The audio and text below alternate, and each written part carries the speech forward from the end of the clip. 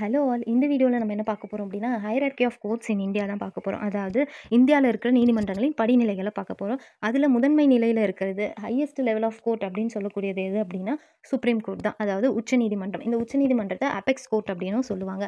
இதுதான் முதன்மை நிலையான நீதிமன்றம் நம்மளோட இந்தியாவில். அதுக்கப்புறம் சுப்ரீம் கோர்ட்டுக்கு அப்புறம் அடுத்த நிலையில் இருக்கிறது என்ன அப்படின்னா ஹைகோர்ட், உயர் நீதிமன்றம். இந்த ஹைகோர்ட்ஸ் மாநிலங்கள் அளவில் எஸ்டாப்ளிஷ் பண்ணப்பட்டிருக்கும்.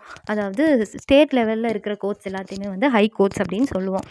இந்தியாவில் மொத்தம் 25 ஹை கோர்ட்ஸ் இருக்குது. அடுத்து ஹை கோர்ட்ஸ்க்கு நெக்ஸ்ட் லெவலில் இருக்கிறது என்னன்னு பார்த்தோம்னா டிஸ்ட்ரிக்ட் கோர்ட்ஸ். டிஸ்ட்ரிக்ட் கோர்ட்ஸ் அப்படின்றது மாவட்ட அளவில் எஸ்டாப்ளிஷ் ஆகிருக்கும். இதுதான் டிஸ்ட்ரிக்ட் கோர்ட்ஸ் அப்படின்னு சொல்லுவோம். அதுக்கு அடுத்து இருக்கிறது சபார்டினேட் கோர்ட்ஸ். சபார்டினேட் கோர்ட்ஸ் அப்படிங்கிறது சப்டிவிஷனல் லெவலில் லொக்கேட் ஆகிருக்குது. அந்த மாவட்டத்துக்குள்ளே அதுக்குள்ளே இருக்கிற சப்டிவிஷன்ஸ்க்கு எல்லாம் ஒவ்வொரு கோர்ட்ஸ் இருக்கிறது தான் சபார்டினேட் கோர்ட்ஸ் அப்படின்னு சொல்லுவோம். இருக்கிறதுலேயே லோவர் லெவலான court subordinate court and higher level of court supreme court. Thanks for வாட்சிங். For more useful videos, please subscribe my channel Legal Beats.